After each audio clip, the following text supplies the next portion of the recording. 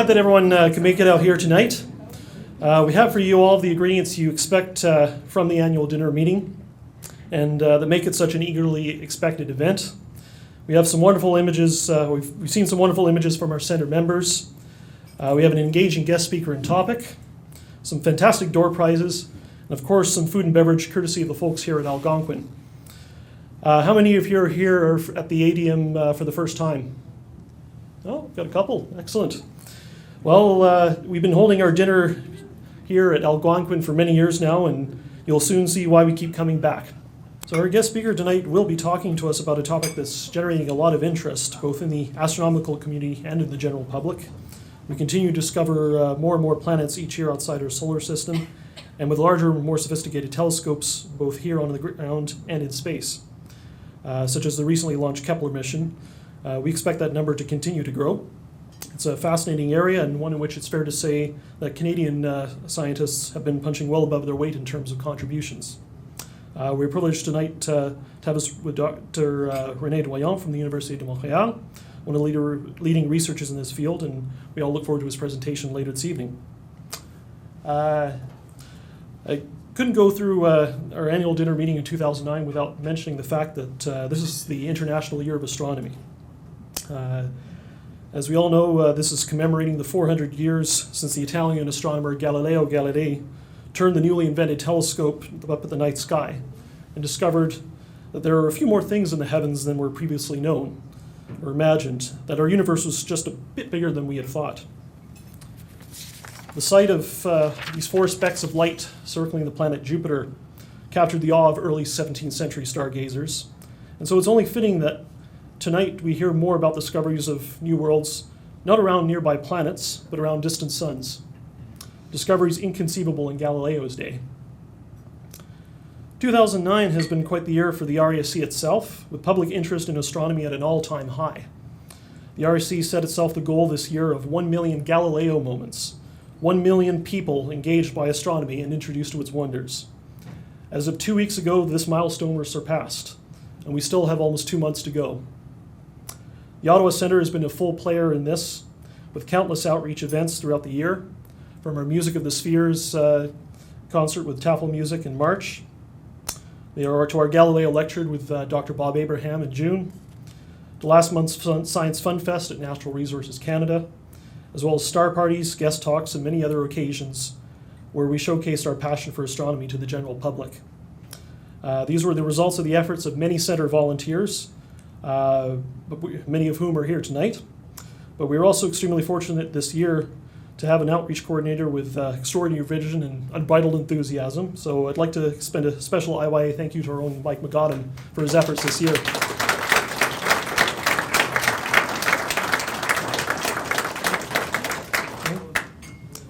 Okay, you're welcome. It has been my great privilege to become president of the Ottawa Centre in such a momentous year. It is also a tremendous privilege to work with such a strong and motivated council and volunteers. Our Vice President, Al Scott, who helped make tonight possible. Our Secretary, Chris Turon. Our Treasurer, Hans Brouwer. This year's meeting chair, Attila Danko. Councillors Yves Demare, Stephen Norse, and Carmen Rush.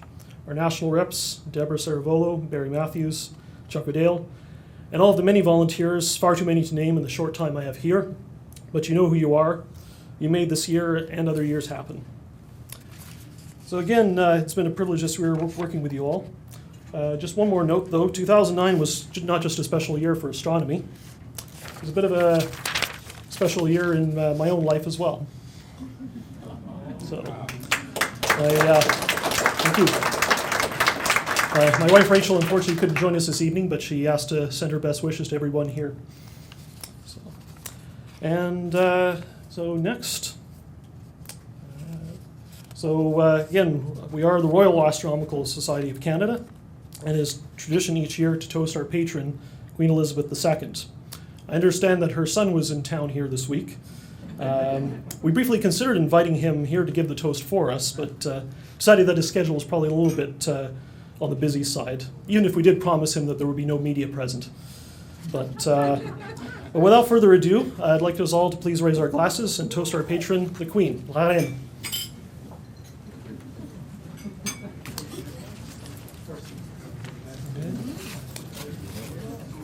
All right. And finally, before we begin our meal, as in previous years, this year's annual dinner meeting falls on the same week as Remembrance Day. So I'd like to ask everyone to please rise for 1 minute of silence as we remember those who've passed on before us. Well, it's my pleasure to introduce, first of all, our Vice President, Al Scott, who in turn is going to introduce our guest speaker for the evening. So, Al? Thank you, Paul. It's my pleasure to introduce our guest speaker this evening. Professor René Doyon is a professor at the Université de Montréal. He's also the director of the Mont Magantic Observatory near Sherbrooke. And he's also the primary investigator of the tunable filter imager on the James Webb Space Telescope, which is Canada's contribution to the next major infrared space telescope. So without further ado, I'd like to introduce Professor Doyon for an amazing talk on exoplanet imaging.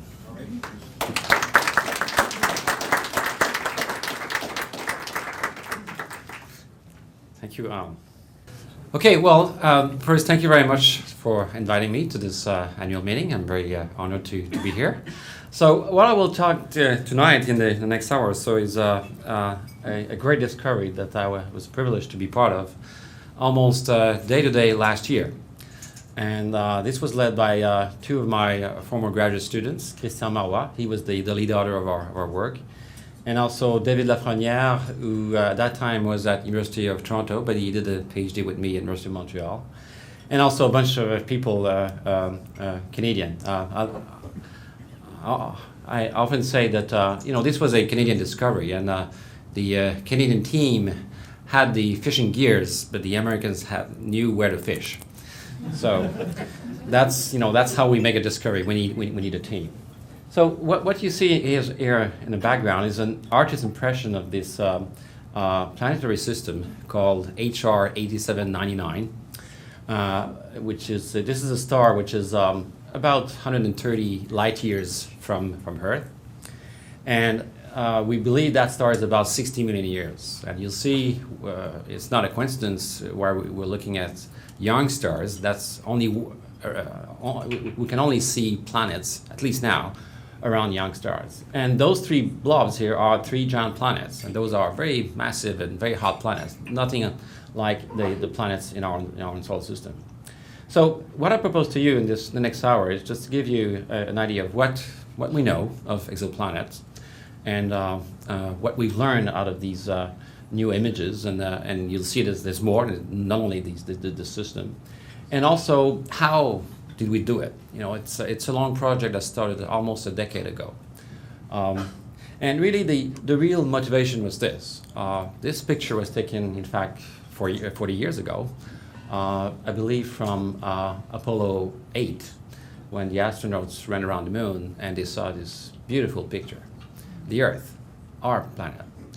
So that's, I guess, many astronomers' dream to detect an object like that, and not only to detect it, but of course to see whether it's what's in it. Is there water, the surface of these things, and of course is there life, and why not intelligent life? So that's the whole motivation of studying, trying to find planets to see whether there's other worlds like ours. So let's start by the beginning. So these are family portraits of all the planets in our solar system. So you see here what we call the terrestrial planets, the planets that has a solid core. We can walk on them. Mercury, Venus, this thing doesn't work. Oh yeah, Venus, our Earth with our big moon, Mars, and then past the asteroid belts. It's not to scale in terms of distance, of course, but in terms of dimension, it is. Now we get the largest planet in our solar system, Jupiter. It's a gas, it's a gaseous planet, followed by the beautiful Saturn, Uranus, Neptune, and then Pluto, and all kinds of little things here, comets and asteroids that we find. So that's the family portrait of our own solar system. So what I'm going to talk about mostly today are these planets, gas giant planets. The only planets we can hope to get pictures of that we've done so far are gaseous giant planets. We hope to do that. In fact, we're starting to detect those. We don't get pictures of those, but we're starting to actually see those to detect them around relatively small stars. Okay, so but what is a planet? Now, it may sound a trivial question, but in about 3 years ago, it made quite a stir in the astronomical community because we had to decide what to do with Pluto. Is Pluto a planet? Well, the Americans will say yes, it is a planet. But the problem is that in about the mid 80s, we started to discover many more of these objects like Pluto beyond the Pluto orbits, and one of those is Eris and its little satellite Dysnomia. And by the way, only the solar system object can have names, and they have to be named after goddess and gods and whatnot. And in fact, Eris, if you look in it's the god of discordance. What's the name in English? In French, discordance. Conflicts, yeah. And why? That's because astronomers were fighting us to whether these things were planets. But unfortunately now Pluto and its companion Charon is not a planet. So what is a planet? So the consensus, in fact, it's still a very controversial issue. One of my colleagues at NASA, Alan Stern, was leading the Horizon project, which is a probe that goes to Pluto. When he launches his probe, that was a planet. Pluto was a planet, and no, it's no longer a planet. So he's not very happy about it. But anyway, it doesn't matter because it doesn't change the interest of studying Pluto, which is a very fascinating object. So, what is a planet? This is a celestial body that's obviously orbiting another star. It has to be around another star. Another requirement, it has to be massive enough to be round. So basically, the gravity of the object is high enough to, make it round. So it's some kind of a patatoid object. Does not qualify. So if I look back at an object like Ceres, which is in the asteroid belts, would so far qualify as a planet. But it's not a planet because of the third requirement, which is it has to clean up its orbit. Basically, you must not find a lot of objects around the main body. Now, it sounds like a very qualitative statement, but there's ways of quantifying these things with numbers, and but that's basically the three criteria for defining what is a planet. And there is another one which we have to use for studying objects like exoplanet. It has to have a mass less than 13 times the mass of Jupiter. I'll explain why. So basically, Pluto, Eris, and all these objects beyond the solar system, there's now more than 20 of those. In fact, Eris is bigger than Pluto, are called dwarf planets.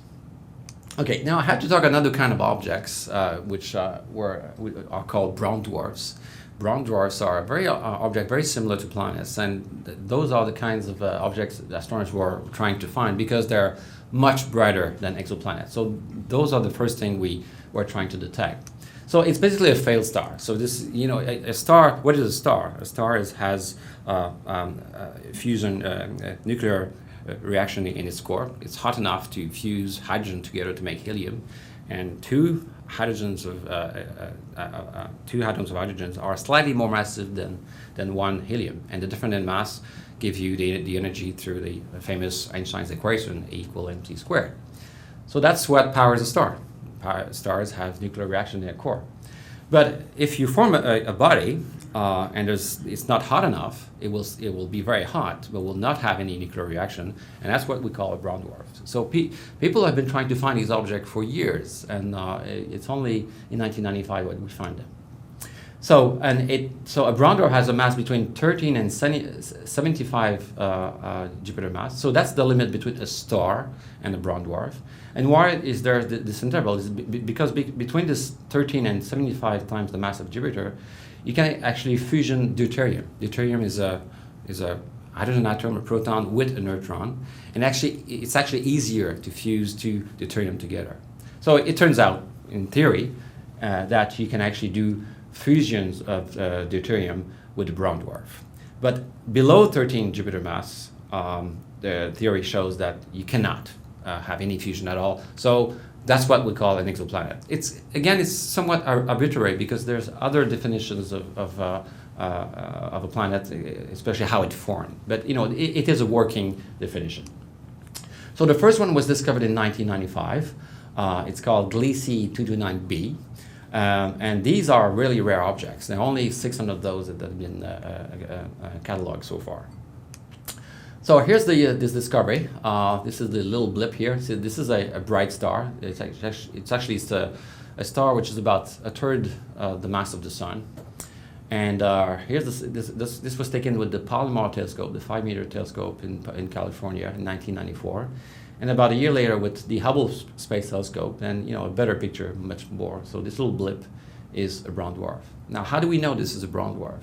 Well, if you take a spectrum of this, so basically you dissect the light at infrared wavelengths, and you look at its shape, and you don't need to look at all these details, but basically at infrared wavelengths there are absorption bands due to methane.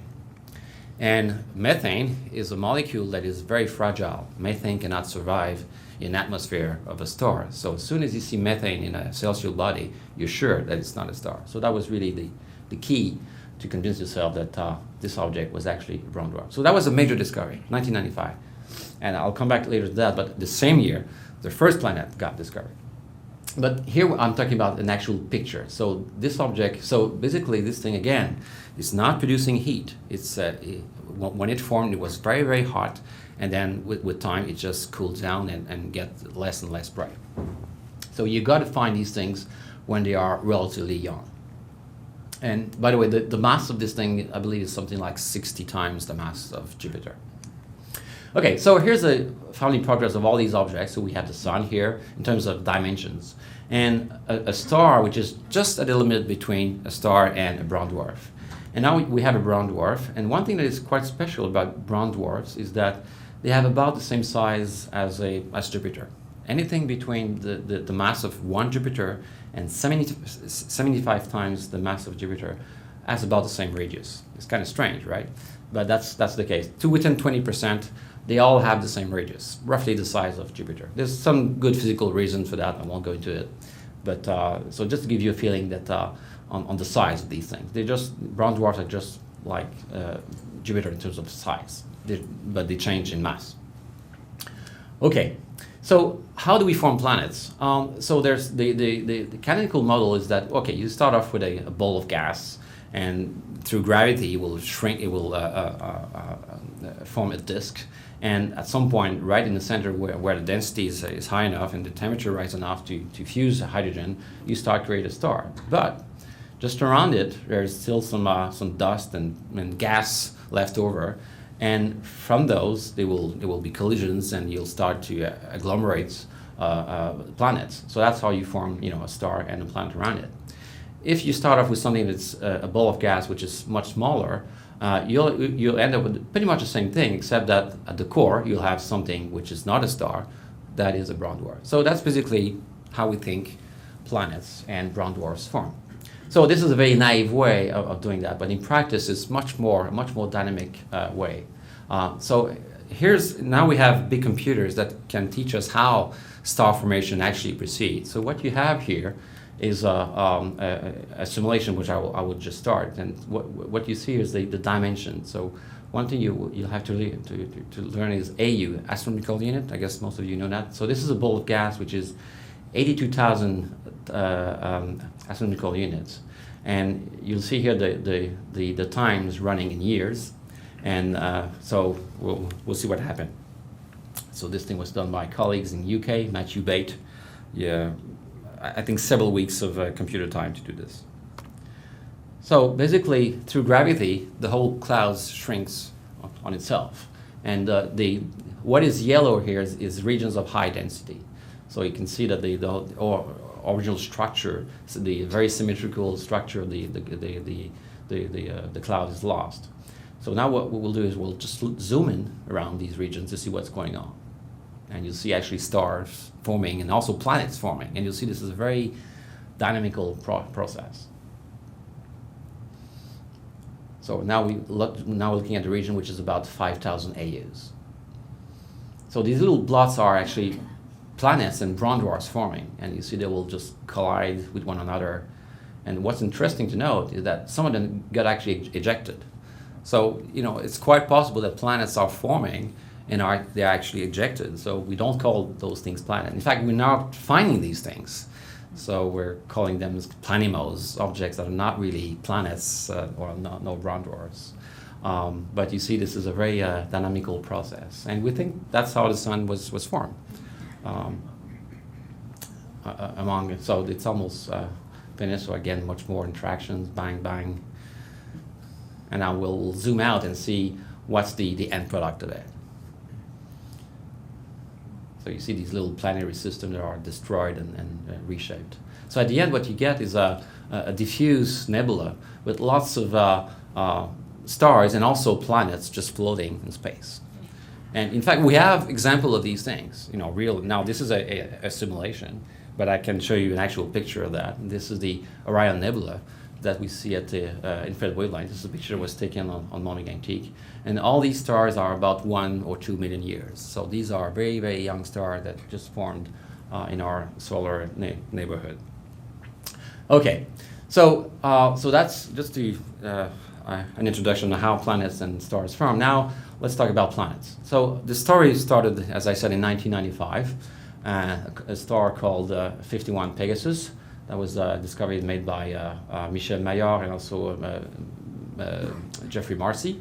So what we did here, or what they did, was not to take a picture of the planet, but to infer that the planet is there. How? Is when the planet revolves around the star, it actually impacts the movement on it. We don't take for granted the fact that when Jupiter turns around the sun, it actually impacts a velocity of about 11 meters per second. It's not very high, but we can now measure that. Especially in since the middle of the 1990s, we now have very good instruments that can measure the velocity of a star with a precision of about 1 meter per second. I'm working here at a speed of about 1 meter per second. So that gives you an idea.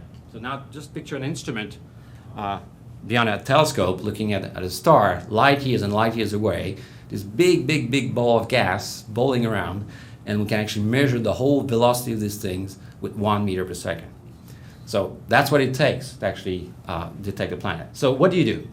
So you take a telescope, you point the star, you measure the velocity. So you get a point, you measure a velocity, and you do a graph of that with time. And what they saw is a periodic modulation.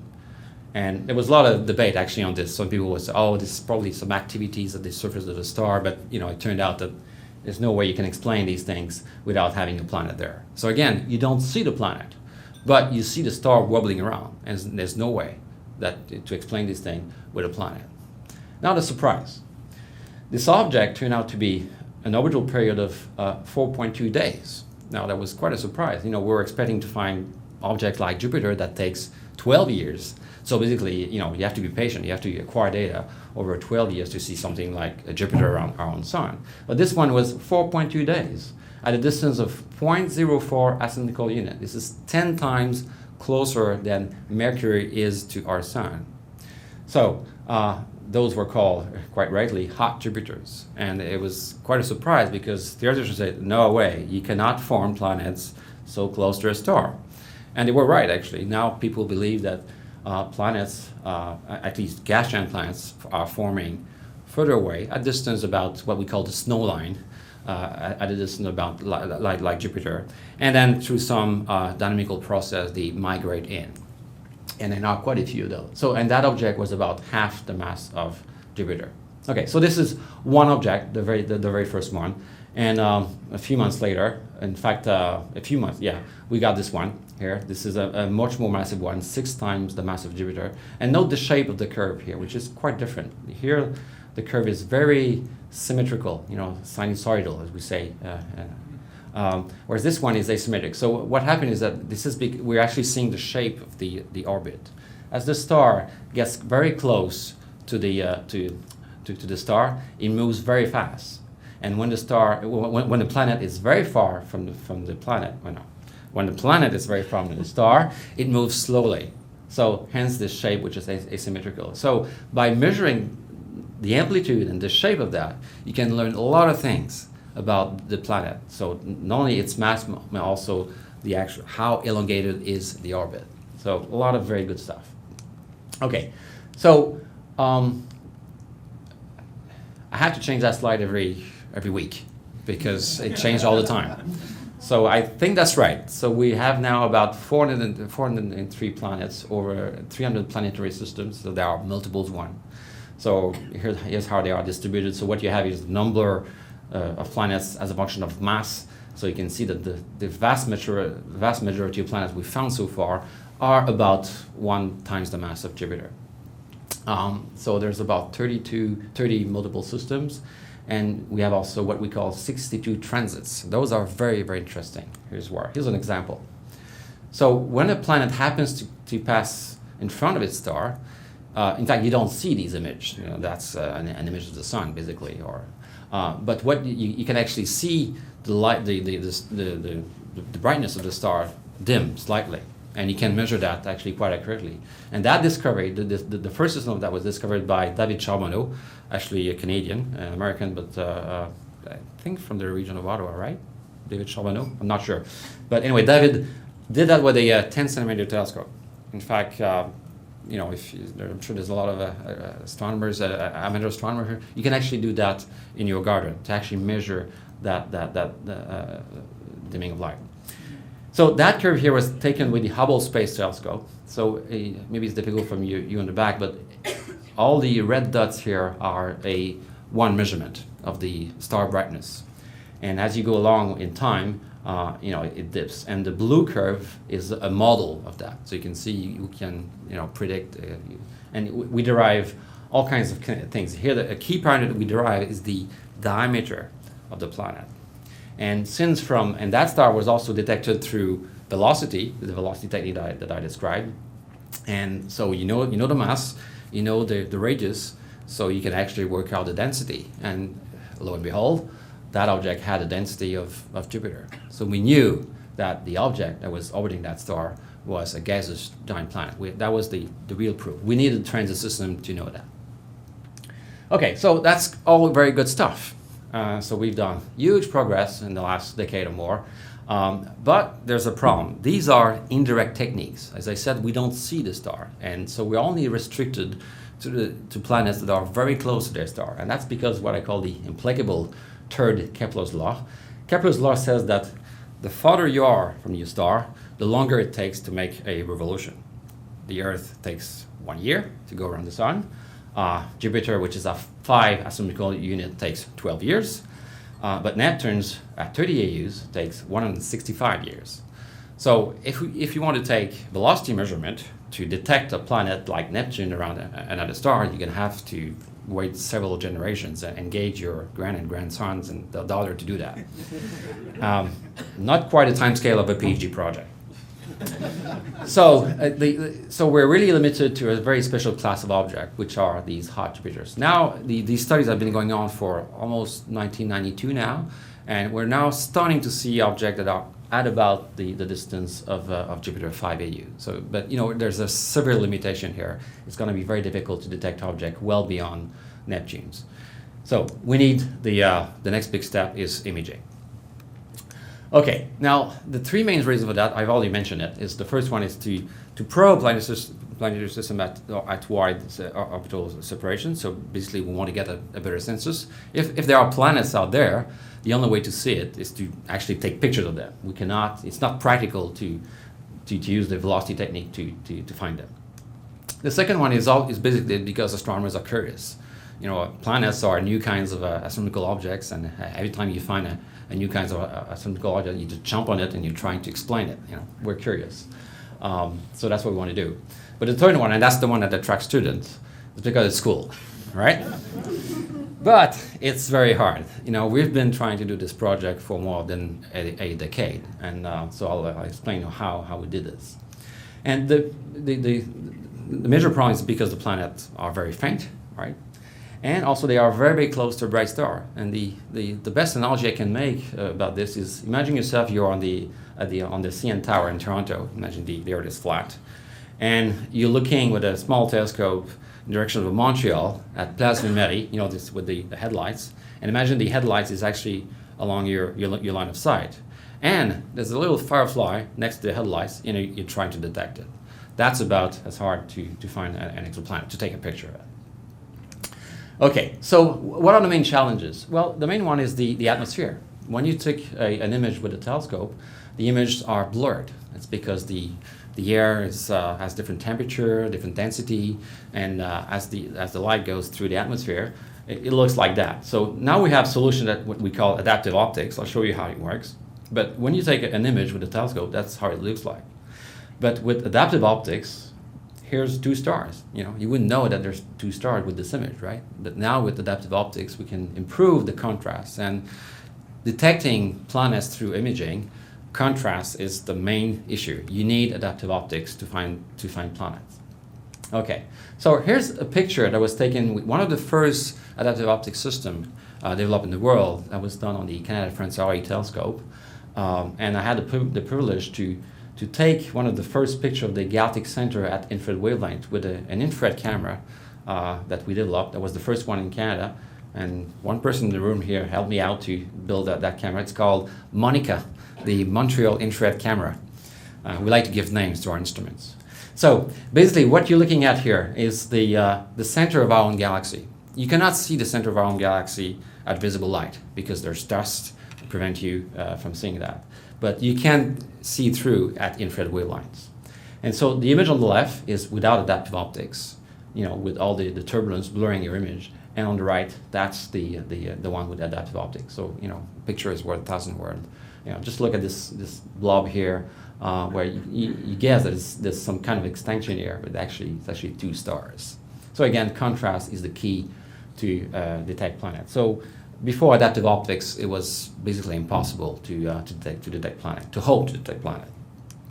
Okay, now moving to the Gemini telescope. Now to detect planet, you need adaptive optics, and you need to do that on the biggest telescope that you have with your hand.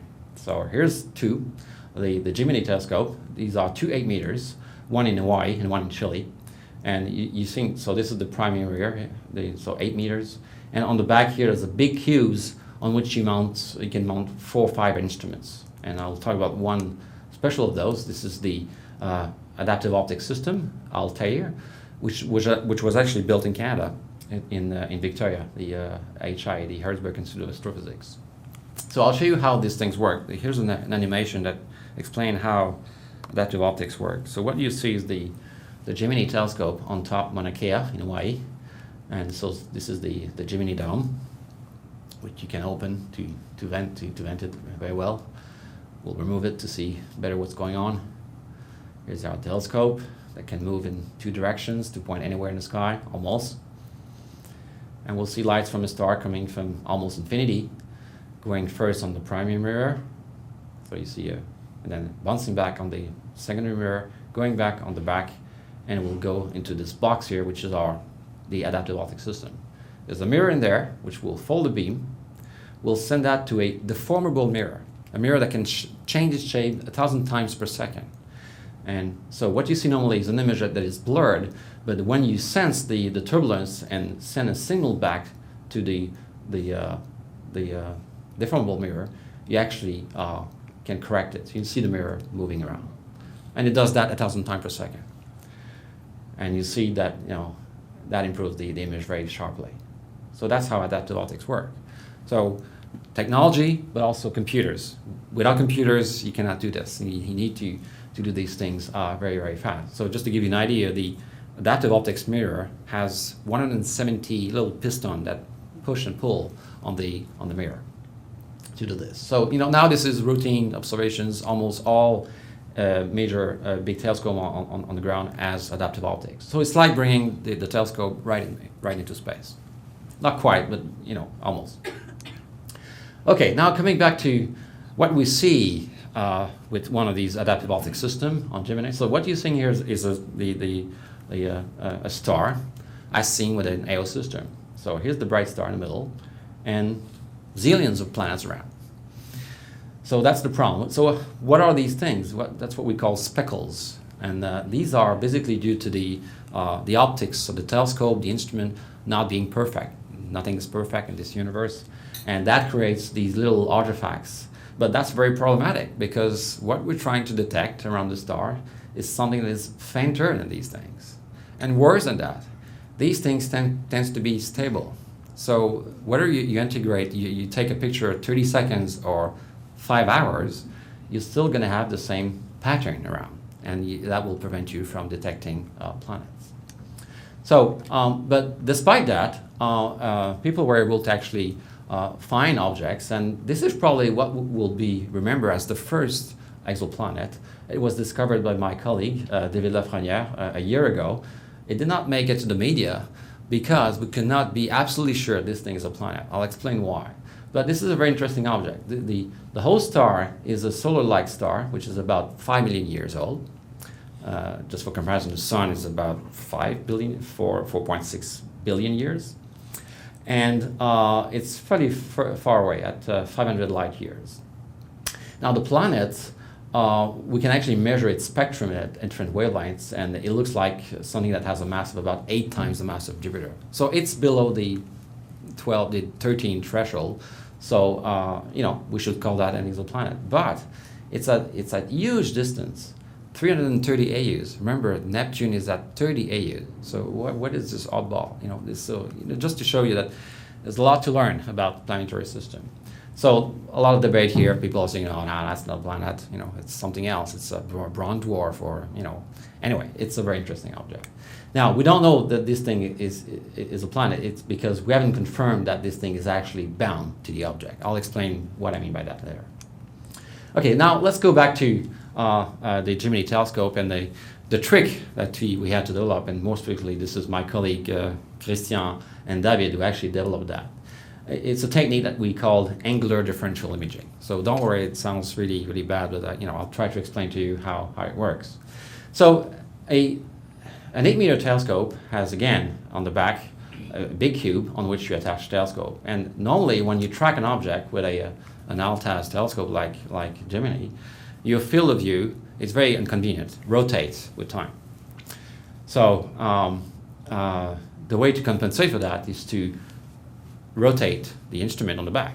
It's very simple. You have a computer that does that and do that very precisely. So the normal mode of operation is to rotate the instrument on the back of the instrument. Okay. Now the great idea that Christian had was to stop the instrument on the back. And the reason for doing that is that it stabilizes the image of the star. And so I'll try to explain to you what it is. So what you see here is an image of a bright star taken with the Gemini telescope. The black circle we just masked it because we don't have any, the thing is saturated here. And you see all these stripes, and these are the speckles, and the bright thing here are due to the structure that holds the secondary mirror. And what you have here is it's not a planet, this is a star. And what you see, this is an animation showing a sequence of images, each about 30 seconds. And we've turned the image rotator off. So basically, this thing here was turned off. When we asked Gemini to do that, he said, "What? Are you crazy? No, please, just stop it." So, and then we got this sequence of images. So now that we stop the image rotator, anything around the star will rotate. That's not very convenient. If you're trying to detect something very, very faint, you'd like to accumulate the signal always at the same place, wouldn't you? But not here, because what we're trying to do is suppress the signal from the star. And if you look very carefully, you'll see that all these things are relatively stable. And you can see the images bowling around, but if you focus on little things here, they don't change all that much. So maybe you know how we did it now. So we do a sequence of images, and we combine them by pair, subtract them. That removes the signal from the star, but not the planet. So I'll show you how it works. So here's one of these images, and we've subtracted the average profile of the star just to show that there's a lot of speckles around. And so you're trying to detect something that is much fainter than these things. So 30 seconds later, you got another image, and you can barely see it, but it's slightly moved. And we subtract the two together, and you get, you can see that you get a positive and a negative signal, yes, because one was positive on one side, and here was negative. And you can see that just by eye that the noise in the image is less. So that's one pair. So later on, you got another pair, slightly off, so you just derotate it, and then add them together, and then you get something which is 100 times much better than what you had at the beginning. That was the revolution. So here's the one image, 30 seconds, and forget those two, and about an hour later, when you've added about 100 of those, here we have a little blip, which we've got very excited about this one, but it turned out to be a background star. But the thing is that this little blip is 1 million times fainter than the star, and nobody had been able to do that before. And so when we discovered that, we realized, geez, we've got to do a campaign. We've got to go and look at many of these stars. So here in time, we are about in 2004, and Christian Marois, who had devised this technique, had to go away on a postdoc, and then I enrolled a new student, David Lafreniere. Said, okay, David, you're going to use that technique, and we're going to observe a 100 star to find planets. So we did that. We found something like 150 candidates, but we didn't find anything. Okay, so how did we convince ourselves that these were now planets and background stars? Well, here's a cartoon that illustrate that. Here's your telescope looking at a star with the planets next to it, okay? And on the back, you have, more distant, you have a star. And the star is far enough that, it doesn't move. But in practice, the stars are moving in space. And so if you observe the star a year later, well, you'll see a different scene. So if this thing is really a planet, you won't see any difference between the planet and the star. So I'll just start this animation. No, not quite yet. So as you move in time, you see what you see here is slightly different. But the point is that although the separation of that star, what your system has changed, the separation between the blue dot and the red dot has not changed. So that's your proof that what you have there is a planet. So in order to really detect a planet, you need to observe it once, and then go back about a year later and check that your point is still at about the same separation. Okay, now, so I like to show this cartoon because I think finding planet is like playing Where's Waldo. I love to play that game when my girl was still little, and she loved to play that game. She would always beat me. But this is basically the analogy. So here's an animation that was done by my colleague Christian Marois, which illustrates, this is the system on which we found a planet. So this is an image obtained on the Keck telescope. And you'll see three panels here. Now I'll explain what these panels are. So the first one, again, is going to be a series of images taken with time. And if you look carefully, maybe on the back it's a bit difficult, but this was obtained with another telescope close to the Gemini 1, the Keck telescope, which is a 10-meter telescope, the largest one in the world. And it was 10 seconds.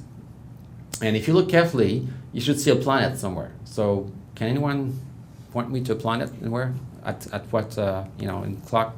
7 o'clock. Yeah. Exactly. The eye is incredibly good detector, right? So here's a point source. And you can discern that from all the mess. But there's 2 more planets in here, and I guess you can see it because the middle panel is the same star, but processed after these with these ADI algorithm. And what you see is another planet right here. And as we go in time, you'll see these planets moving around, and you'll see and when you derotate them again.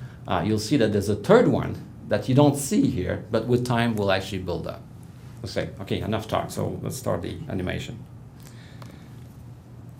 So you see the planet moving here, and you'll see the round coming in right here. Right there. It's there. And they're moving around. And if you look here, it's going to go loop. You see that as you accumulate with time, no question, it's there. It's got to be a planet. So when we first discovered, when Christian phoned me up on Skype, it was on July 14th, the day before I was going on vacation. It was in Victoria. I was in my home. It was 11 o'clock. He said, "René, sit down." I said, "What?" "I got a planet." "Oh, yeah. We've seen that before." No, sit down. And so he sent me the picture, and that was clear. But at that time, we had only those 2. And he said, "Oh, I think there's a little blip here that may be a third one." I said, "Come on, we've got 2 planets. You don't believe there's a third one out there?" Well, so what you do then is you take the red phone, you call all the directors of the telescope around Gemini, Keck, and said, please, give us some time, more time. Said, yes.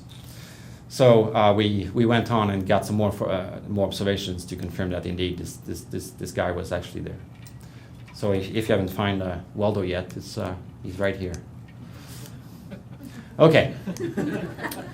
So here's another picture of this system, HR 8799, which is the first image of a multiple planetary system. I make that distinction for good reason. I'll explain later. So here's our three blips. The red dots are planets. They've been taken through 3 different colors in the infrared. And we've masked the central regions because we don't have any informations within that radius. The planets are about 100,000 times fainter than the star. And as I mentioned, the star is about 60 million years old. And we can actually measure the distance. In astronomy, we measure distance in angular scale. So this is 0.6 arcsecond. So 1 arcsecond is there's 3,600 arcseconds in 1 degree, right? So the closest one is actually 24 AU. So that's about the distance of Neptune, okay? But the one further out is at 68 AU. So this is the discovery image taken on Gemini. And you can see, we do see B, C, and well, D is difficult. So that's why we had to take more observations to confirm it. But what was interesting is that after that discovery, Bruce McIntosh, our colleague on our team, said, look guys, I've got an image of this system taken on Keck in 2004. And when we looked at it, and they should have looked harder when they got it, yes, it was there. B was right there, and even C, if you know where to look. So, but what was interesting here is that we had images of the same system obtained 4 years before. So not only had we detected these planets, but we saw them moving. So here's an image. The red ones are the images obtained in 2008, and the crosses are the position as obtained from the Keck data 4 years ago. And you can see that all the planets are turning around in the same direction. And the closest one is about as a period of 100 years. The second one is 200 and 500. So we actually detected the orbital motion. Okay, now what about their mass and temperature? So we know the brightness of these things. We can actually measure the luminosity of that. Now we can actually isolate the signal from the star. And then we have to use models. There are astrophysicists that can actually predict, given the age of the star and the mass, what brightness a planet should be. And there's a lot of debate on that because it's not perfect, not uncertain, but you can make some range. And we can estimate that these planets have masses between 7 and 10 times the mass of Jupiter. So these are fairly massive planets. And here's the range here. So some of them are just at the limit of being brown dwarf. I won't go into the details, but very recently I've done some more analysis on the star to convince myself that it's not 60 million years old, it's actually 30 million years old, which means that we'll have to revive the mass of these things on the low side. So they are smaller than we think. And we can actually derive also their temperature. So they have, so this is about 1,000 Kelvin. So just to give you an idea, 1,000 Kelvin is the temperature at which lava melts. So these are pretty hot planets. Okay, so just to give you an idea about the relative size of the HR 8799 compared to our own solar system. So what you see is the orbits of the outer planets, Jupiter, Saturn, Neptune, and also Pluto here. So you see the system is about twice as big. So we didn't know that before finding it, that they are out there, planetary systems that are much bigger than our own, and that was a little bit of a surprise. The big question now is how many of those, what fraction of those systems exist? We don't know yet. Okay, now, so that was in November 2008. Now, a month later, just before Christmas, David Lafrenière decided to look in the HST archive, the Hubble Space Telescope archive, to see, and he discovered that our star had been observed. a team of Americans made a big campaign observing nearly 200 stars to detect planets. And they did not find anything. So this thing was published some years ago in 2005. But David, using his algorithms, processed the data and actually redetected the other one. And recently we reprocessed the data, and now we can see C. We don't see D, but we see actually two of the planets. I'm mentioning that because back in 1998, we were already working on this project. Christian was about to join my group to do his PhD, and we're doing all these kinds of answer grants and building instruments and going to the telescope, and the data was right there on internet. All we had to do is invent this technique to find the planets. So our American colleagues are now ça mange les pouces.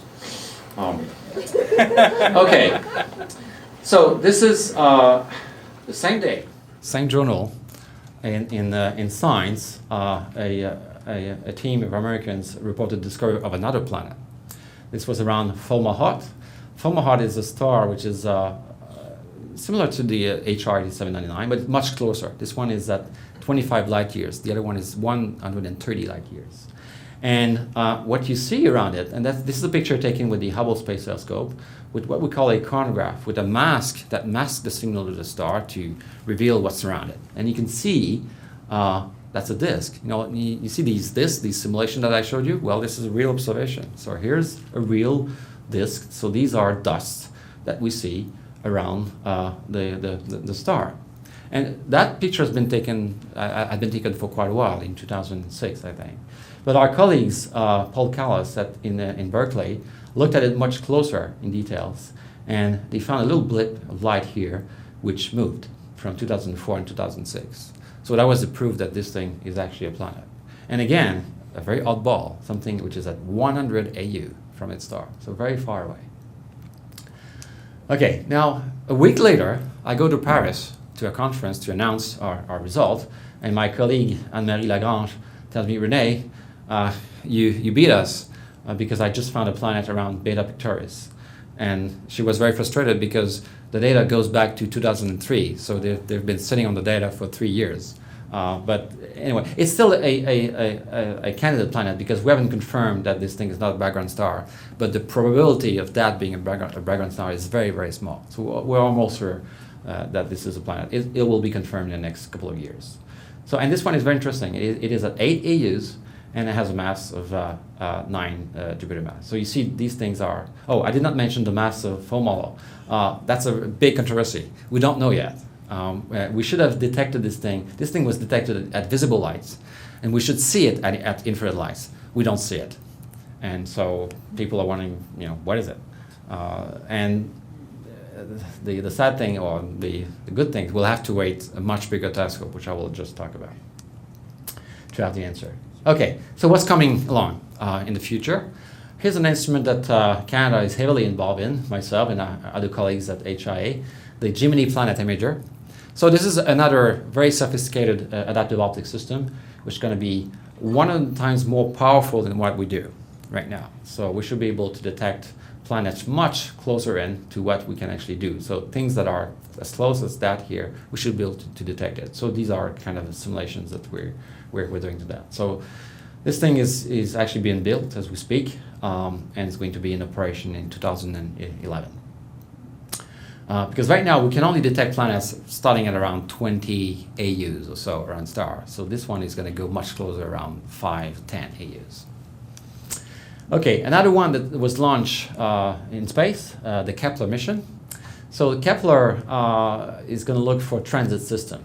And because you're in space, things are very stable, you can actually detect terrestrial planets. So that's the main goal of Kepler.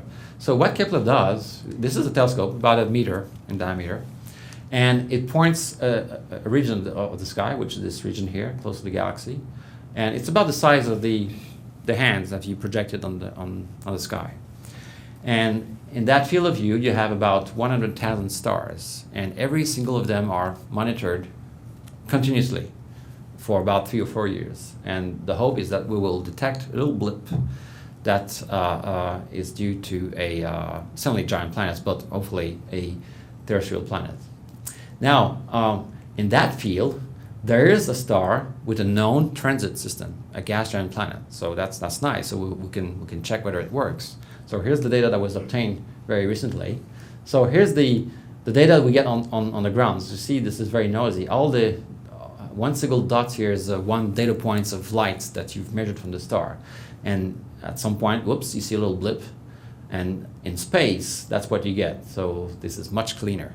And if you zoom in on these things, now you can see something interesting here, what we call the secondary transit. So what is the primary and secondary transit? So the primary transit is this big drop of light here. It's not very big. This is only 0.994%. So this is tiny. But you're in space and you can do that very accurately. So basically, the primary transit is when the star goes in front of you, you get this drop of light. But at visible light, what you see is not only the light from the star, but also the reflection from the planet. So when the planet goes behind the star, you see a little blip, which is the secondary transit. Okay, and not only that, you can see a modulations here of the light, and what you're seeing is the phases of the planet as it goes around the star. So Venus, when it goes around on the moon, right? So you can actually detect the phase of that planet. And that little blip here, the secondary transit, is what you expect for a planet the size of the Earth. So it's just a question of time. We'll wait about 3-4 years, and we'll know where to point in a star. We'll know where to point in the sky stars that have terrestrial planets. So this is very exciting. Okay, now moving on to this beast, which is very close to my heart, the James Webb Space Telescope.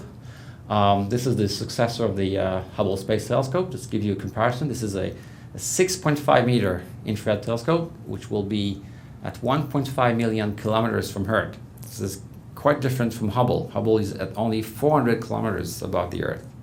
The reason for that is we have to cool the telescope to 30 Kelvin, 30 above the absolute zero. Canada is building one of the 4 science instruments called the Fine Guidance Sensor and Tunable Filter Imager. In fact, it's not Canada. Ottawa is doing it.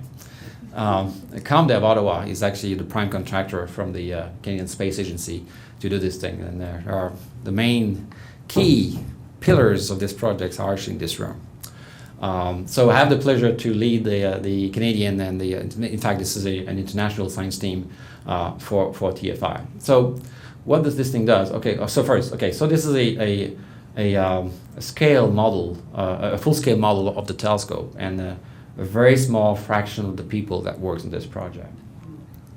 So here's how our instrument looks like. Now this thing is not just drawings, it's actually being built, and in about 12 months, we will deliver this instrument to NASA. So you see that it's coming along. So our instrument has 2 functions. One side is called the guider, the fine guidance sensor, and the other side is called TFI. So the guider, the main function, is to keep the observatory pointing very, very precisely. Even if you're in space, you've got this big structure here, it's going to wobble around, right? So, but you want to make sure that you're pointing always at the same object for hours and hours. So inside the instrument there's a little mirror that we can move, but for that we need a star. So our camera is actually always looking at stars and send us error signal to the little mirror to keep the telescope pointed very accurately. So just to give you an idea how accurate this is, imagine a dime at 1,000 kilometers and move it by its diameter. That's how accurate the guider is. And it has to be that accurate. Otherwise, this observatory will be almost useless. So we have a lot of responsibility. Okay, so that's one side of the box. The other side of the box is called TFI, the Tunable Filter Imager. And this thing will do essentially 2 things. I've got people talked about Bob Abraham. Bob is interested in the first light, the first galaxies forming in the universe. Our instrument will be very well optimized to actually detect that. The big first firework in the universe. But closer to us, and very much closer to my field, is TFI is very well optimized to detect exoplanets. So TFI basically is an infrared camera that can look at a different wavelength, and we can make several colors of astronomical objects. So this thing's going to be launched in 2014. Okay, so just to illustrate what this thing will do, we have other tricks that we've been, in fact, Christian, before developing angular differential imaging, was put on a thesis to do spectral differential imaging. So we actually built a prototype of that, and we know that it works. So basically, what you see here is an image simulated with the James Webb Space Telescope, and because the mirror is segmented, you see there's 18 mirrors like this, and because of the segmented nature of the telescope, we'll have an image that has a lot of artifacts through it. But when we look at different colors as we scan in wavelength, these things are actually moving, and we can actually subtract this pattern very well. And so what you have here is a planet. So here's an example of this is our famous HR8799 system. As seen with James Webb, you don't see anything. But once you process the image through this technique, here we go, we're detecting our 3 planets. And very recently, we implemented a new thing. It's called, there's a little mask that we insert somewhere in the instrument. It's a very tiny little thing, and which will give us an image which is kind of odd, but once you analyze it, you get something like this. And you can do what we call interferometry. And with this technique, we'll be able to detect companions, objects that are very close to the star. Not only very, very close, but also very, very faint, something like 10,000 to 100,000 times fainter than the star. And there's no other instrument on board James Webb that will be capable of doing that. And very recently, there's people are now trying to model what an Earth just forming would look like. And this is the actual infrared spectrum of these things. And people are, speculating that these things may have a CO2 atmosphere, and they will show up with very strong CO2 absorption at 4.3 micron. And so basically, it's not unreasonable to think that TFI will be able to detect a terrestrial planet just forming. We'll have targets to look at these things. So this is very exciting, and so we're looking forward to use TFI to do this this kind of stuff. Okay, so let me finish by showing you how the instrument is going to get deployed. So this is James Webb as it will be folded, because it's too big. This thing is 6.5 meter, and it's got a sun shield which is the size of a tennis court. So you have to fold it to put it into a launcher, the ion launcher. So let me start the animation to show how this thing is going to be deployed. So we'll first deploy the solar panel. Oh, that's kind of slow. Okay. It's actually slower than that, but and there's actually 5 layers of these solar sun shield. So basically, on one side you have the sun, and on the other side you have deep space. And deep space is very, very cold, 3 degrees above the absolute zero. So because of this shield, the telescope will cool down to something around 30 to 40 Kelvin.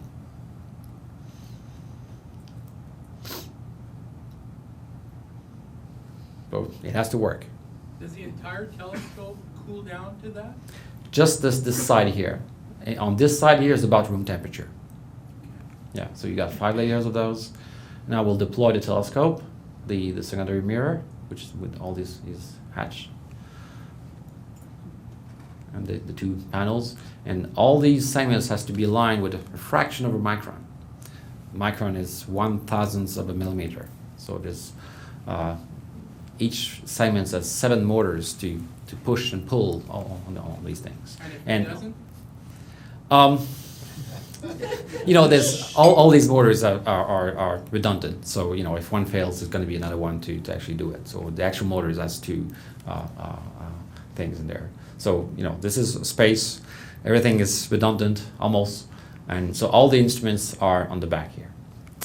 So June 2014. So look for it with if Hubble's rewrote our astronomy chapters, James Webb is going to rewrite everything. servicing won't be possible. Sorry? Servicing of the telescope won't be possible. No, it's too far. It's 1.5 million kilometers away. It's the Lagrange point 2. Yeah, there's a hook somewhere, but it's symbolic. Okay, that's all I have to say.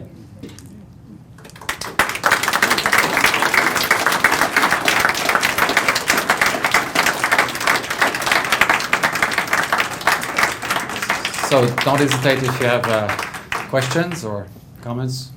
Some time for questions? Yes? You have that mass for interferometry, is that an initiative from Canada, or is that part of the spec to be included with the instrument? Is it something that's just piggybacking because you could do it? It was actually piggybacking. Yeah, it's a colleague of mine who actually alerted me to this a year and a half ago. He said, we could do this. And I said, well, wow. And we looked at it in more details, and we find out that we could actually insert it somewhere. That there was some trade-off. We had to remove something, yeah.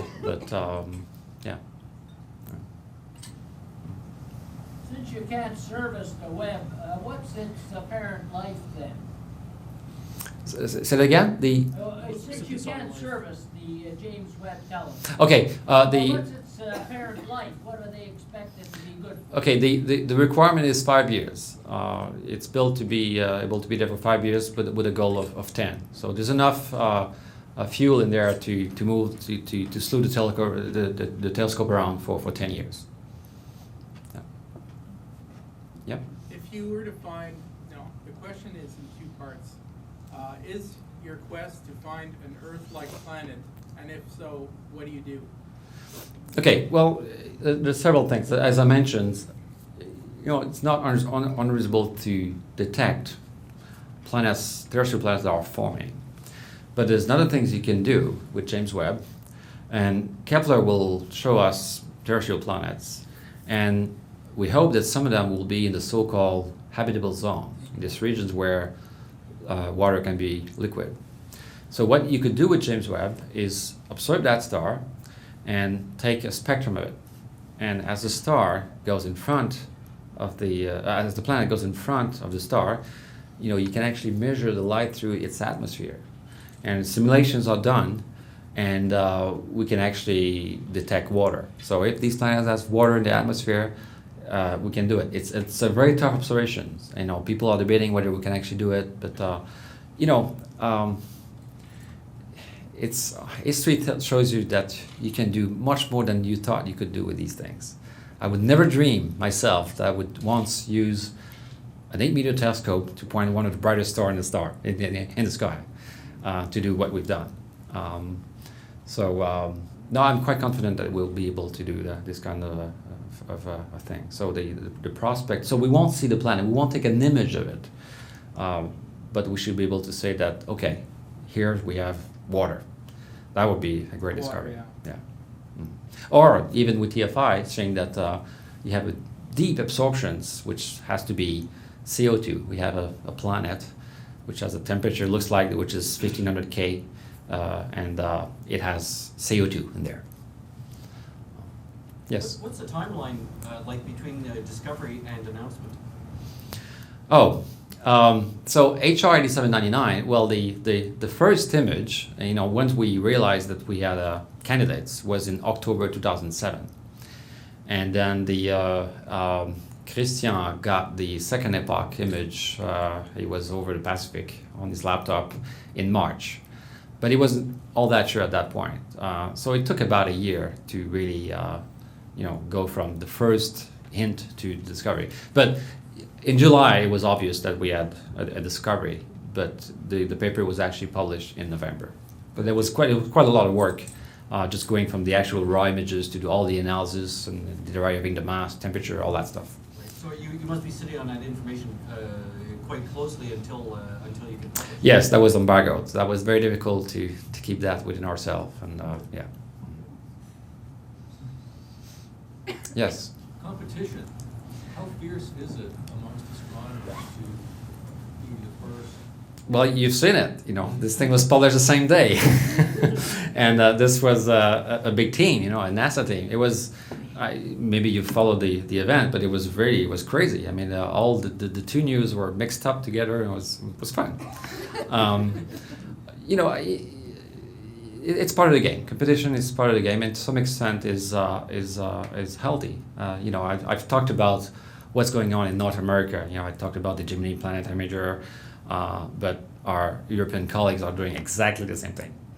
Not quite exactly, but a similar system. And but we're also working a lot together. But for this big project, the James Webb, this is worldwide. You know, this is a collaboration between NASA, ESA, and CSA. And the data, the techniques, and how proprietary is it? Oh, on that front, we publish everything. I mean, as soon as we had this technique, we published it. We published the algorithm, how we do that. But the actual detailed implementation, that's some good know-how. It took quite a while for people to do it. And in fact, there was a lot of high browsing. People said, oh, well, I'm not sure. Okay, don't do it. But then people realized that they had to do that. Now it's routine. There's nobody, right now, tonight, I'm sure there's an 8 to 10 meter telescope that is trying to detect a planet. And I'm pretty sure that the instrument rotator is off. Otherwise, they won't get time. I just read accounts of discoveries in the past where teams of astronomers would keep techniques, data proprietary until publication, mainly because of the effort involved in careers. Oh yes, yeah. I mean that happens. I mean you don't, as soon as you get data from for example with James Webb. I can't remember what is the proprietary period, but I think it's something like at least a year. So basically, once you acquire some data, you have a year to publish it. But after that, it gets public, and that's how it works on ground-based telescope as well. Yeah. Yes. You said some of the technology is here from Ottawa. Anywhere else in the country, from Canada, that has contributed to the yes. In fact, Quebec City has been involved heavily in the making of the TFI. There's some components of TFI, and Beaumont in Quebec City. So yes, and there's other companies nearby Ottawa, BMV and Beacons. So quite a few people. And who in Ottawa has contributed? ComDev. ComDev is the prime contractor, and Neil Rowland is the man doing all that work right here. And in fact, I should mention it because. Neil, I was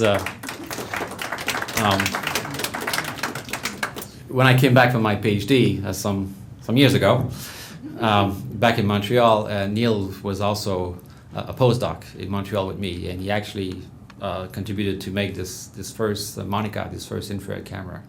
So we have a long history together. Yeah. Earlier when you were showing the simulations of planet formation, you sort of pointed out that we expect to see a lot of these rogue planets, or planets that don't get captured in solar systems. And you mentioned that some had apparently been detected. I'm just wondering how you would detect something if there's no nearby body to get reflected light or some gravitational measurement from it. Okay, that's a very good point, because I did not mention it. When we see the light from these planets, we don't see reflected light. We see the planet glowing on itself, because it's so hot and young, and that's how you can only hope to see them. In about 100 million years, we won't see these planets anymore. They will be too faint. Well, we'll have more technology to see them. But if you have a planet like this, in fact, these little red dot, if you don't have the star, they're actually quite easy to detect with the telescope. So you need a large field of view. So that's where a small telescope gets quite interesting. So you can actually detect them with a small telescope. But there are needles in a haystack. Yeah. Yes? Would you comment on spectral shift detection of exoplanets? Yeah, well, that's what I described earlier on in my talk, that's the majority of them have been detected through the spectral shift. You don't see the planet, but you see the star wobbling around, and that's basically measuring the velocity, the speed of the planet with your instrument. And you know, these techniques are getting better and better, and people are now starting to detect super Earth, you know, things that are twice the diameter of the Earth or 8 times the mass of the Earth around low mass stars. It's actually been done. Yes. What would be the visible reach of the James Webb Telescope within our galaxy? Search for, or other galaxies search for exoplanets? For planets? Yeah. Oh, we can only look very, very nearby stars. Just to give you an idea, the galaxy, the sun is at 8.5 kiloparsecs, so 8.5 times 3, 30,000 light years roughly. The galaxy is 100,000 light years, and the planets, 100 light years is actually sort of the maximum we can actually look for taking pictures. The problem is, as you go further away, the planet appears to you very, very close. So you want to play that game with very nearby stars. Yeah. So it would not be possible to detect an exoplanet let's say, the Andromeda galaxy. It's too far. Actually, not through imaging, but you can possibly detect it through other techniques called microlensing, which I did not have time to talk about. But you know, if you see with a big telescope, though, you would need a big telescope. You have a star, you have maybe a planet in Andromeda, and you have a star that you have a background star and a planet in Andromeda that would pass in front of it, and you will see the star magnified very, very briefly.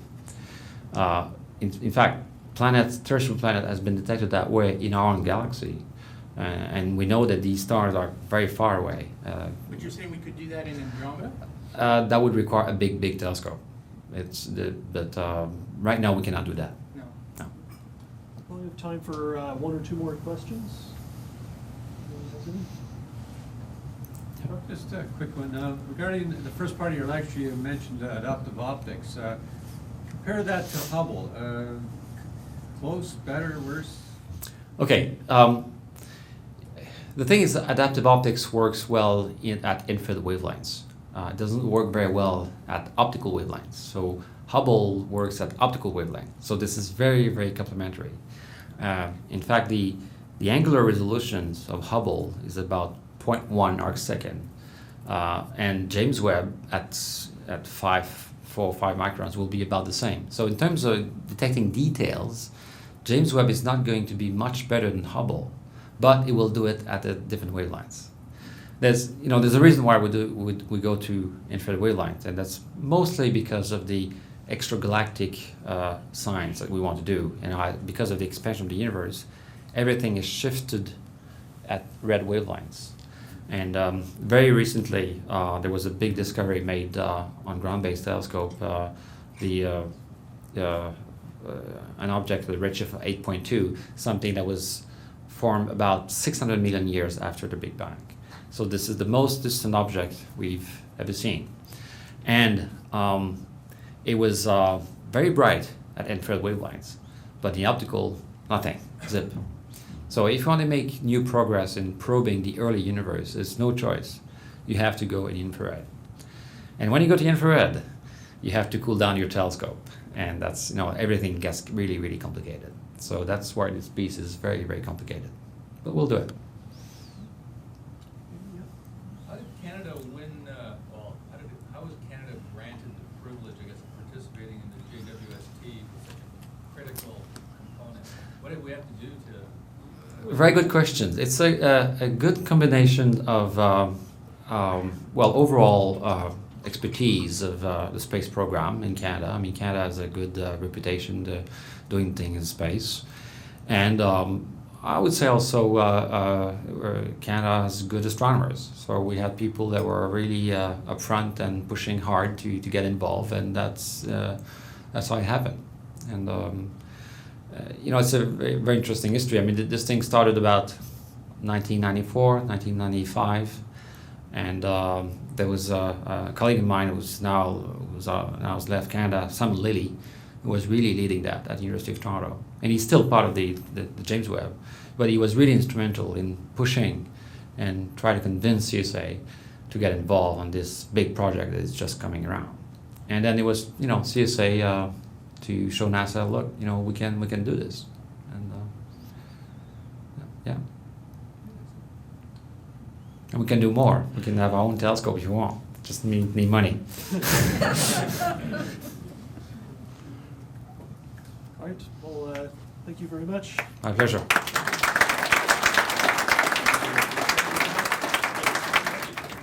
Just as a token of our gratitude to Professor Doyon for coming all the way from Montreal tonight and then driving back again this evening, we have a small chunk of an extraterrestrial body, a meteorite, chondrite from Tindouf, Algeria. Wow. That's with a great. little plaque. Thank you very, very much. I really appreciate it. Thank you.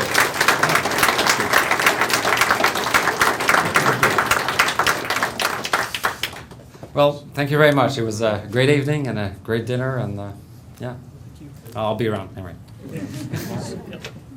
Okay. All right, so we're now in the awards part of the evening, and at this point, I'd like to invite, I guess, Paul. Are you wanting to come up and present your award, or shall I bring it over your way, or? No, I'll come up. Okay.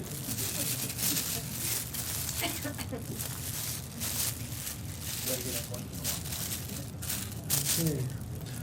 So this is an award that we give each year to someone who's been very diligent in their astronomical observations, does good note taking, and the Paul Commission, whose name is on this award. We have here to present it. And to whom am I presenting this to? You are presenting it to the gentleman on this plaque. I got it. Okay? I didn't submit anything to you guys. Ah. I've shown pictures, but I didn't submit anything. Well, thank you very much. I appreciate this. I didn't know that I have been with this thing for a number of years, and I think this is a wonderful thing. I think Ottawa Centre is one of the best as far as observing is concerned. Many of the other centers don't have any of this type of thing. They do have pictures and they do talk about observation, but I think in the long run, we are, don't forget, we used to have observers meetings, just for observers. So that just shows you. So this is for Bob Olson, eh?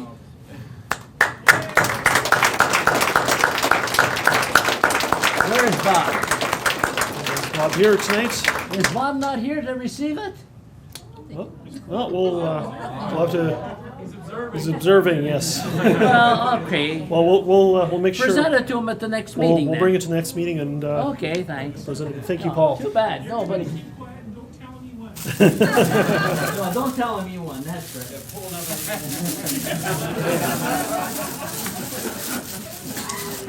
Okay.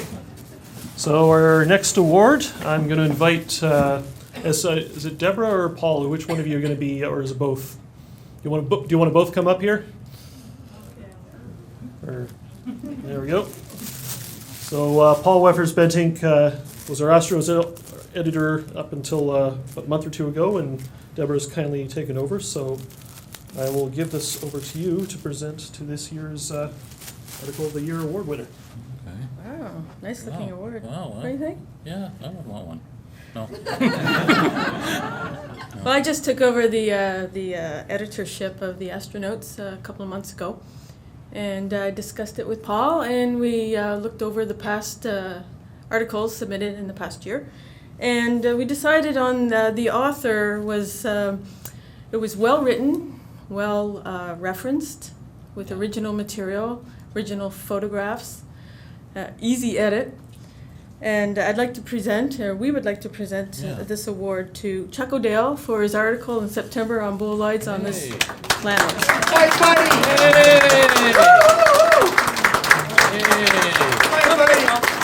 Hey, here you go. All right. Here, we'll get out of here. Oh, Get away. Oh, okay. That way. There we go. Hey. Okay. Thank you. Thanks. Congratulations, Chuck. Well, Sure. thank you very much. Speech, Appreciate speech. that. But I have to say, I've dragged a few guys around to all these craters. Eric, for one, we've been everywhere. Hans, our treasurer, I dragged him through the Brent crater. Our meteorite guy, Ron St. Martin, I dragged him through Charlevoix. So Eric and everybody that helped me out, it's a lot of fun, I'll tell you. A lot of fun, absolutely.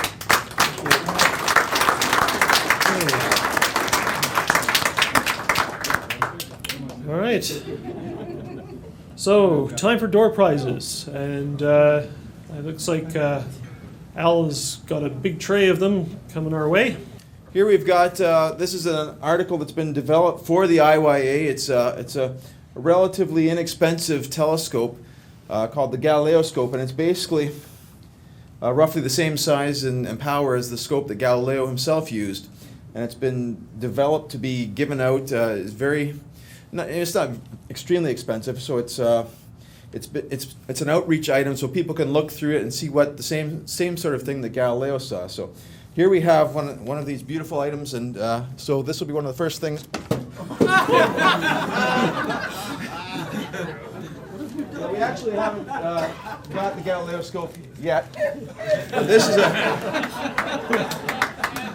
Your version of adaptive optics? But once they're delivered, the recipient can bring it to a meeting and trade this in for a real one. So. Okay.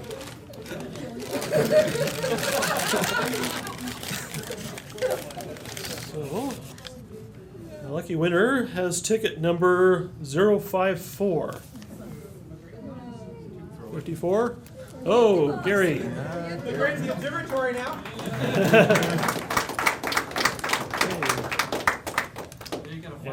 Gary? Go. Pick the next ticket. So the next prize is also a prize that's not here. You have anything here? Well, it's kind of a virtual prize. Ray Kahn from Kahn Scopes in Toronto has donated to the RASC a green laser pointer. So whoever gets this, you're going to have to give me your name and address, and Ray is actually going to mail you your green laser pointer. And the number is 053.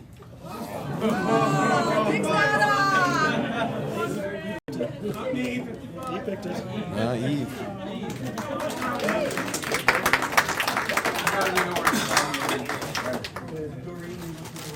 Don't point it at anything. Lasers are very good. Okay, so the next prize, let's see. How about a laser scope collimator from the club? It was donated to the club. We've got two of them. We don't need this one. So this one's for number 038. Laser telescope collimator.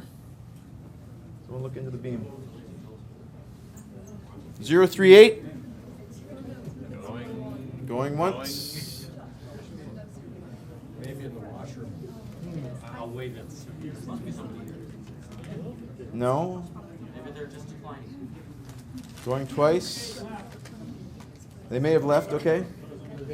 So we'll pick another one. Okay. Or we could wait. Deep into that bag. Okay. 057. Hey.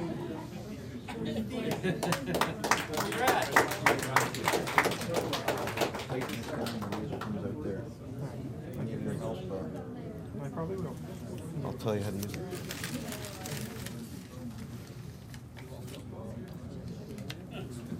Okay, the next one, we've got a 4-color filter set for your telescope to increase the contrast for some extraplanetary imaging. Number 058. Oh, this is great. Oh, mix that bag.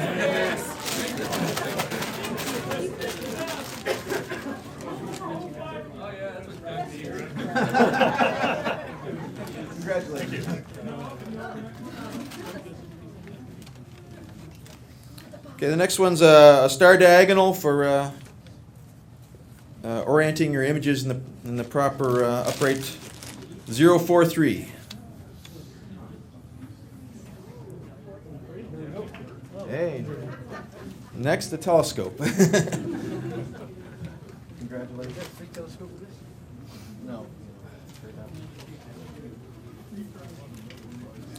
Okay, we got an Antares 2x Barlow lens, 027. 027. What is it? Would you like to choose something else? It's not a Saravolo astrograph. I'm struck and I don't, what am I gonna do with it? Okay, we've generously had a redonation of the 2x Barlow lens. Take it back. Would you want to-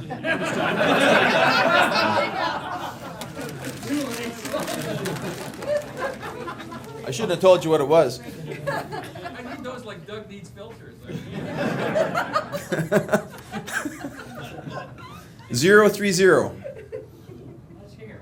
What is it you got?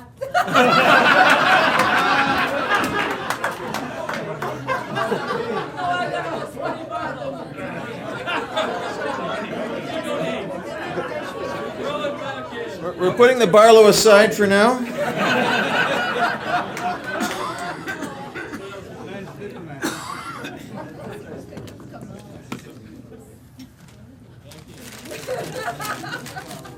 Okay. The lights are going over better than the optics, so we've got a dual beam LED light with red and white illumination for your nighttime pleasure. 025.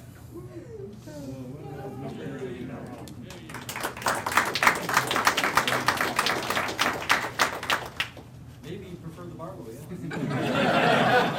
yeah? The Barlow's available if anyone wants it. Whoops. Too much wine. So now we have a single beam LED light with just the red. 035.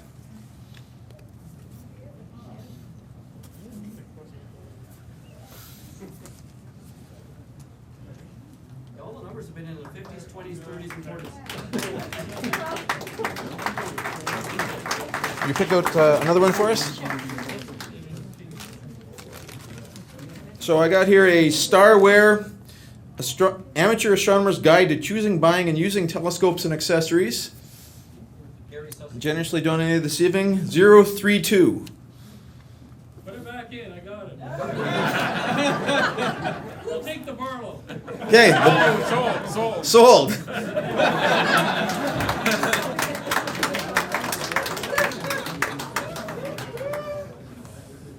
Thank you very much. And that's the last edition, he's not making any more. eBay lookout. Oh. We've lost them. We're going to pick out a different number now out of the 30s and 50s. This is a number 002.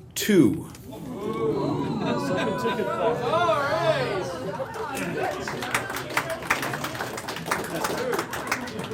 Chuck. Oh. Even a tight grouping now. Here we've got, looks like a DVD, 400 Years of the Telescope, donated by the Saravolos. 052. I didn't pick that one. I did.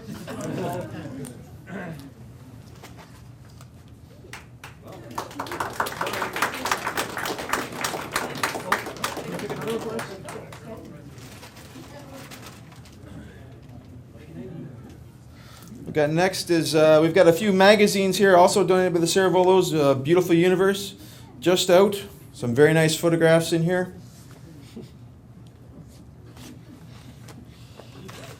050. There we go.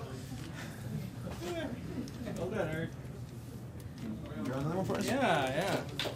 Not a 50, please. We're out of 50s. We got a few of these, so. We almost done the 50s now.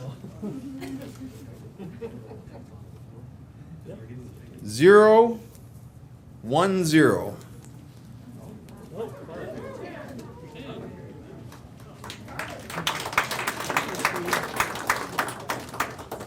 For us. Just a couple more of these. 065. Hey, well done.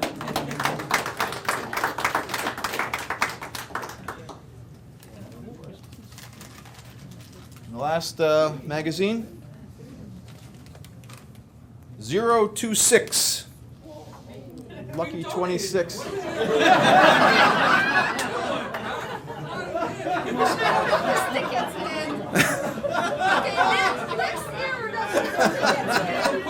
Would you like a calendar? A calendar instead? We have beautiful RASC calendars for instead of the magazine. Come on up.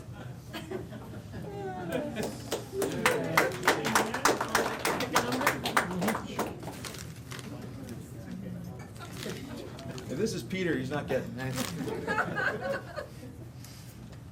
048.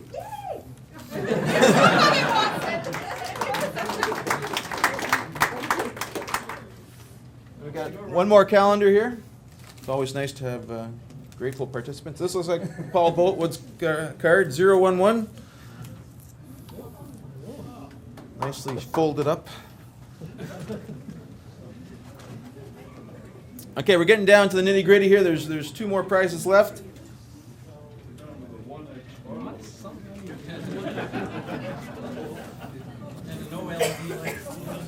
Not sure what this is. Could be an empty box. I got one already. Oh, come on.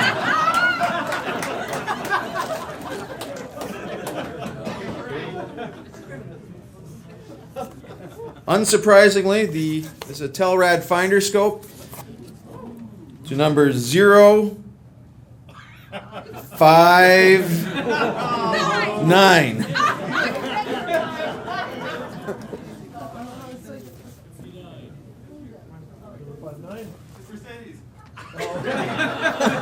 Oops. Everybody at our table wins.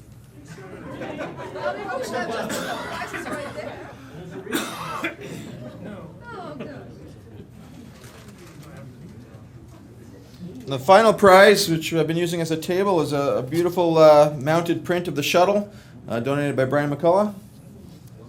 And it goes to number 0, not a 5, 29.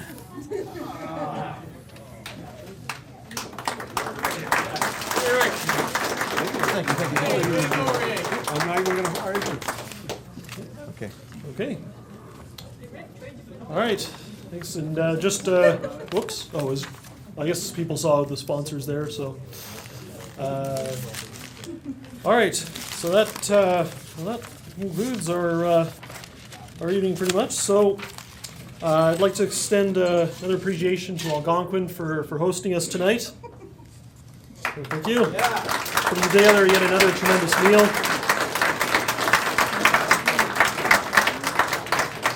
I'd like us to extend our gratitude once again to our guest speaker, Dr. Doyon, for his excellent talk on such a fascinating subject, for being our guest here tonight.